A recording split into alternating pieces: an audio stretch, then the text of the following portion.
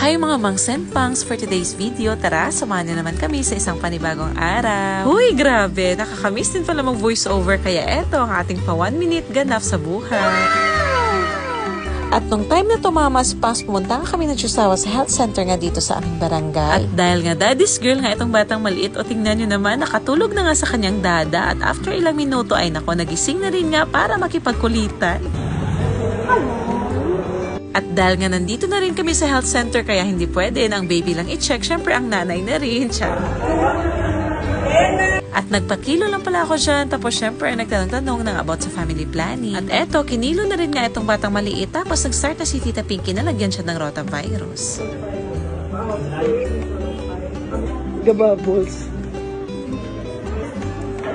At umuwi na rin nga kami ng Chusawa dyan, Mama si Pas. Tapos ayan, monthly milestone na naman na picture taking. So dito na lang muna, Mama si Pas. Salamat sa pananood.